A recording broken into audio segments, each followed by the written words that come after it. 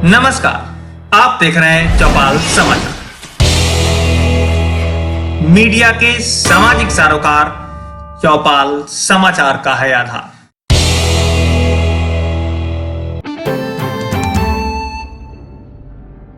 नमस्कार, चौपाल समाचार की खोज खबर में आप सभी का स्वागत है।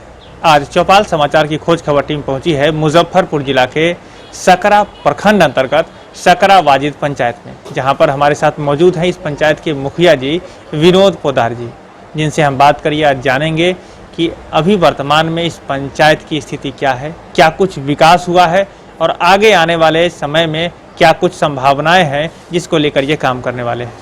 इन्हीं सब मुद्दों को लेकर हम अपने दर्शकों को कहना चाहेंगे कि ये कार्यक्रम अगले 10 मिनट का होगा लगभग, जिसमें हम आपको इस पंचायत से वाकिफ कराएंगे कि यहाँ पर कितना विकास हुआ है।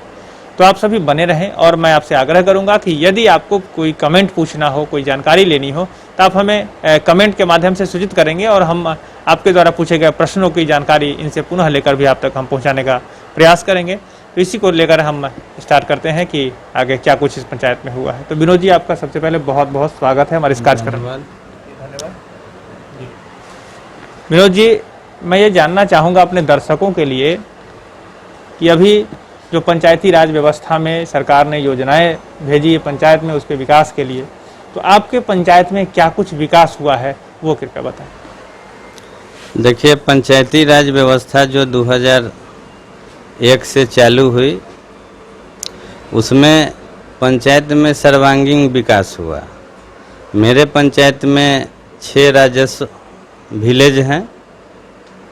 सभी गांव में जो आज से 20 साल पहले जो व्यवस्था था, आज के डेट में काफ़ी विकास हुआ है। सभी गांव में पक्की सड़क का निर्माण हुआ है। 13 वार्ड है, सभी वार्ड में नल जल योजना से आम आदमी को पानी का लाभ मिल रहा है। स्वास्थ्य के क्षेत्र में बेहतर व्यवस्था हुआ है, जिससे लोगों को काफ़ी फायदा हो रहा है। आयुष्मान भारत के तहत जो स्वास्थ्य कार्ड बना है, उससे भी लोगों को काफ़ी फायदा मिल रहा है। नल जल व्यवस्था जो माननीय मुख्यमंत्री जी का सोच था कि हर व्यक्ति को कम से कम शुद्ध पानी मिले, वह हम लोग वार्ड के सहयोग से, मुखिया के सहयोग से, एक टीम भावना से हम लोग काम करके हर घर में पानी पहुंचाने का काम किए हैं, जिससे लोगों को काफ़ी फायदा है। खासकर वैसे बस्ती जहां 40 फीट 50 फीट का चापाकल का पानी लोग पीता था, जिससे अनेकों प्रकार के बीमारी से शिकार होते थे गरीब लोग, आज उससे निजात पाया है। और नल जल सुविधा, नली गली सुविधा से पंचायत में जब आप घूमिएगा तो लगेगा कि 20 साल में बुनियादी व्यवस्था में साफ बदलाव आ गया है। आम आवाम सुकून से जी रहा है। राजा हो या रंक हो, हर आदमी अच्छे से खाना खा रहा है। किसान का भी स्थिति बहुत बढ़िया है। हाँ, जब बाढ़ के प्रकोप आता है या सुखाड़ का, उस समय किसान को काफ़ी परेशानी होती है। उसके बावजूद भी सरकार के तहत जो व्यवस्था है किसान के लिए, वह मिलता है। उसका जो मुआवजा कहिए या क्षति का जो है, जो सरकार का जो मापदंड है, उसके हिसाब से सभी किसान को उसका लाभ मिलता है। जी, तो आपने ये सुना कि इस पंचायत की जो बुनियादी व्यवस्था है, जिसको लेकर राजा हो या रंक जो ज़रूरत होती है, जिन्हें सड़क की ज़रूरत है, ये कॉमन ज़रूरत है, तो ऐसी सारी व्यवस्थाओं में बदलाव हुआ है, जैसे मुखिया जी ने बताया है। मुखिया जी, आप बताएं कि जब आपने पंचायती राज व्यवस्था में एक प्रतिनिधि के रूप में काम करना शुरू किया, तो किन किन मुद्दों को आपने प्राथमिकता दी है अपने रीजन में, वो बताएं। हम लोग सबसे पहले सड़क पर ध्यान दिए। जो कम्युनिकेशन का मेन जरिया है कि लोग एक जगह से दूसरे जगह जाए। तो आज इस पंचायत में मुख्य सड़क जो मुख्यमंत्री विकास क्षेत्र से होता है उसमें विधायक जी का अहम रोल रहा कि सकरा वाजिद के जो मुख्य सड़क है चांदनी चौक से पिलखी या रूपन पट्टी से तुलसी मोहनपुर, ये सब मुख्य सड़क माननीय विधायक जी के प्रयास से सकरा वाजिद में बन पाया। उसके बाद जो ग्रामीण सड़क है, ग्रामीण सड़क मुख्यमंत्री 7 निश्चय के द्वारा बना, पंचम वित्त आयोग से बना, 14वीं वित्त आयोग से बना, और जो भी है जो बच गया है वो भी लगता है कि आने वाला समय में सड़क का कार्य पूर्ण हो जाएगा। कि एक आप सुदूर गांव में भी कहीं से आप चलेंगे तो वहां जाने के लिए आपको कोई तरह का दिक्कत नहीं है। जी, तो आपने सड़क को पहले प्राथमिकता दी। आप मुझे बताएं कि अभी वर्तमान में क्या कुछ ऐसी कच्ची सड़क भी बची है जो पंचायत के अंतर्गत हो और वो अभी कच्ची हो? नहीं, मेरे पंचायत में बसावट जो होता है टोला मोहल्ला, वहाँ एक भी कच्ची सड़क नहीं। जी, देखिए ये जो अभी बात मुखिया जी ने बताई है, मैं दर्शकों को कहना चाहूँगा कि विकास कैसे हो रहा है और कहाँ तक विकास पहुँचा है। इन्होंने जो बात बताई कि यहाँ कच्ची सड़क एक भी नहीं है, आप मान सकते हैं कि जब ये कच्ची सड़क अगर वास्तविकता में एक भी नहीं होगी तो सब जगह कितना बेहतर व्यवस्था हो गया है इस पंचायत का। मुखिया जी, आप मुझे बताएं कि और जो सरकार की योजनाएं हैं जो आपके पंचायत स्तर पर चलाई जा रही है, उसमें से किन किन योजनाओं पर आपने आगे काम किया है अपने रीजन में?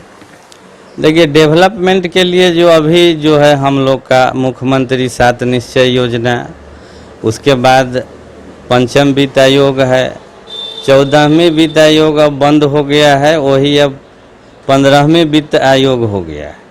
तो जो सरकार का गाइडलाइन है या लक्ष्य है सरकार को राशि आवंटन की, तो उसमें फोकस दिया गया है स्वच्छता पर। कि अब जो समस्याएं आ रही है पंचायत में पानी निकासी का, पहले शहर में लोग देखते थे कि पानी के कारण सड़क पर पानी है, लेकिन यह कमोबेश अब देहात में भी। तो स्वच्छता का जो प्रपोजल है 15वीं वित्त आयोग में, उसके बाद है कचरा डंपिंग वाला, तो 15वीं वित्त आयोग में ये सब गाइडलाइन में है। उसके बाद स्ट्रीट लाइट का भी है गाइडलाइन में। तो राशि जब आएगी तो निश्चित रूप से और भी काम है पंचायत में होगा, जिससे लगेगा कि नहीं, मतलब धीरे धीरे पंचायत विकास की ओर जा रहा है। जी, मुखिया जी, आप बताएं कि आपने बताया कि और सारी योजनाएं चल रही है और आ भी रही है। सरकार की जो योजना है जिससे लाभुक को सीधे लाभ मिलता है, उसके बैंक अकाउंट तक पहुंचता है, जिसमें है कि सामाजिक सुरक्षा पेंशन योजना, इसको लेकर आपके यहाँ क्या स्थिति है? क्या जितने लाभुक योग्यता रख रहे हैं उन सबको आपने जुड़वा दिया है उस योजना से? जी, मेरे पंचायत में वर्तमान में 1250 पेंशनधारी है। 2018 में गाइडलाइन सरकार का आया था कि सभी लाभुक को अब अकाउंट पर पैसा जाएगा। हम लोग उसमें बढ़ चढ़ के सारा लाभार्थी का आधार कार्ड, बैंक खाता, ब्लॉक में जो है उसको डाटा ऑपरेटर के पास लिस्ट जाके अप टू डेट कर दिए। आज के डेट में मेरे पंचायत में 100% लाभार्थी को अकाउंट पर पैसा मिल रहा है, किसी को किसी तरह का कोई प्रॉब्लम नहीं है। जी, दूसरी एक महत्वपूर्ण योजना है जो कि खाद्य सुरक्षा को लेकर है, राशन कार्ड की व्यवस्था, उसको लेकर क्या कुछ आपने काम किया है और कितने लोग राशन कार्ड के जो पात्रता रखते हैं उनको मिल गया है या क्या दिक्कत? मेरे पंचायत में वर्तमान में 2550 के करीब राशन कार्डधारी हैं। उस सभी को प्रति महीना पीडीएस दुकान के माध्यम से सबको समय समय हर महीना राशन जनता को मिलता है। अभी सारे लोग जितनी पात्रता रखते हैं उनको राशन कार्ड उपलब्ध हो चुका है। जी। अब बताएं कि आपने तो बता दिया, यहाँ पर दर्शकों को भी मैं कहना चाहूँगा कि आपके इस पंचायत में सड़क का निर्माण हो चुका है, एक भी कच्ची सड़क नहीं बची। साथ ही साथ अन्य जो योजनाएं हैं उन योजनाओं पर भी काम हो रहा है और आगे भी काम होगा। उसके बाद जो सीधे लाभ की योजना है, जिसमें सामाजिक सुरक्षा पेंशन की योजना है, उस पर भी आपने काम कर दिया है, लोगों को मिल रहा है, राशन कार्ड भी मिल रहा है। अब आप ये बताएं कि अभी रोजगार के अवसर को लेकर क्या कुछ है आपके पंचायत में, विशेषकर मनरेगा में क्या कुछ रोजगार है और क्या कुछ अन्य व्यवस्था भी है जिससे कि रोजगार का सृजन किया जा सके पंचायत स्तर पर?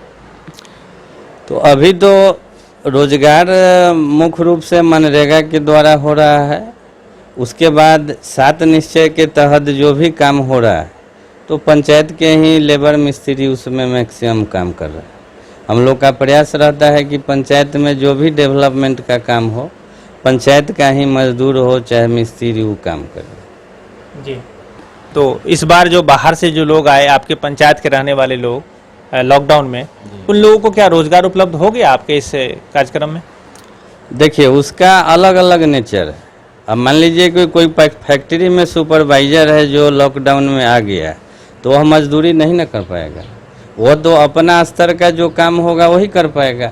हाँ, उसमें लेबर अगर है जो अन्य प्रदेश में वह मजदूरी करता है तो वैसे लोग है काम करते हैं। जी। जो इच्छुक हैं कि मान लें हम मिस्त्री का काम करेंगे, जो जहाँ भी थे वह कर रहे हैं, वो यहाँ भी कर रहे हैं। लेकिन जो मान लीजिए कि अलग अलग पेशा में थे, तो जो पंचायत में अगर उस तरह का अगर काम है तो हम लोग तो उसी तरह के लोग को काम दे पाएंगे। अब मान लीजिए कोई बहुत तरह का बात है, फैक्ट्री में बहुत तरह के सीट पर है, जी। तो वैसे व्यक्ति जो इच्छा रखते हैं या उस लेबर मिस्त्री है, तो हम लोग निश्चित रूप से सरकार का भी निर्देश था कि कम से कम 7 निश्चय में इन लोग को लगाएं, तो हम लोग जो उस तरह के लेबर मिस्त्री हैं उसको काम देते हैं। जी। अन्य कोई प्राइवेट भी कोई काम है ऐसा जी, लोग आपके पंचायत स्तर पर कुछ काम चल रहा हो जहाँ पर लोग काम कर रहे हो? नहीं, मेरे पंचायत में ऐसा कोई काम नहीं है। या ठीक है। तो हम दर्शकों को ये कहना चाहेंगे कि देखिए, यहाँ पर सारी व्यवस्था, जो बुनियादी व्यवस्था है वो दुरुस्त हो गई है। रोजगार को लेकर थोड़ी समस्या है, क्योंकि मनरेगा में काम मिलता है, लेकिन वैसे ही जो लोग हैं, जो स्किल्ड लोग हैं, उनके लिए थोड़ी दिक्कत हो रही है। काम करना चाहें तो वो उनको मिलेगा, ऐसे कोई बात नहीं है, क्या मुखिया जी? जी। लेकिन चूंकि वो ज़्यादा स्किल्ड होते हैं तो दिक्कत होती है। रोजगार का कुछ अवसर और भी जहाँ पर पैदा हो जाए और भी कुछ रोजगार का सृजन हो तो और मदद मिलेगी लोगों को। मुखिया जी, आप बताएं, अभी कोरोना की वैश्विक महामारी है और बहुत सारी समस्या देखने को मिल रही है, तो आप उस महामारी की परेशानी से कैसे पंचायत के लोगों को बचा पा रहे हैं? नहीं, उसमें तो सबसे पहले हम लोग हर परिवार तक ये मैसेज पहुंचाए हैं, अपने स्तर से हो, वार्ड सदस्य, सभी जनप्रतिनिधि के माध्यम से, कि घर से निकले तो निश्चित रूप से मास्क लगा के निकले। उसके बाद जहाँ भी आप बैठते हैं या जो भी काम करते हैं तो सोशल डिस्टेंसिंग का पालन निश्चित रूप से हो। इस चीज़ पर हम लोग का ये रहता है फोकस। और साथ ही साथ जो मास्क और सैनिटाइजर का जो सरकार ने मास्क और साबुन का वितरण करने को निर्देश दिया था, वो सब भी आपने करवा दिया होगा? हम लोग प्रत्येक परिवार में 4 मास्क, 2 साबुन, 13 वार्ड में प्रत्येक परिवार में हम लोग सरकार के दिशा निर्देश के हिसाब से उपलब्ध करा दिया। जी। तो दर्शकों को मैं कहना चाहूँगा कि ये है सकरा वाजिद के मुखिया जी विनोद पोद्दार जी, जिन्होंने आपको ये सारी बात बताई है पंचायत को लेकर। मैं आपसे ये कहना चाहूँगा कि यदि आप इस पंचायत से जुड़े हुए हैं, यदि आप इस पंचायत को जानते हैं, तो अपने कमेंट के माध्यम से भी सूचित करेंगे कि इस पंचायत का विकास आपकी नज़र में कैसा हुआ है। दूसरी बात, यदि आप इस पंचायत के विषय में और कुछ जानना चाहते हैं तो आप प्रश्न कमेंट के माध्यम से जरूर पूछेंगे। हम आपके द्वारा पूछे गए प्रश्नों का जवाब पुनः इनसे लेकर आप तक देंगे, आप तक पहुँचाएंगे।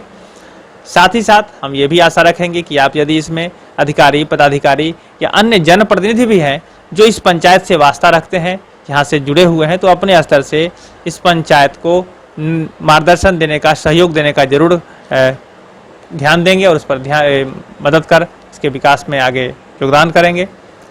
आगे मैं मुखिया जी आपसे ये जानना चाहता हूं कि आप अपने इस पंचायत वासियों को चौपाल समाचार के माध्यम से क्या कुछ मैसेज देना चाहेंगे, जिससे कि उन्हें कोई समस्या जो अभी महामारी है, जो अभी बाढ़ की समस्या है, इन सबसे निपटने में हिम्मत मिले।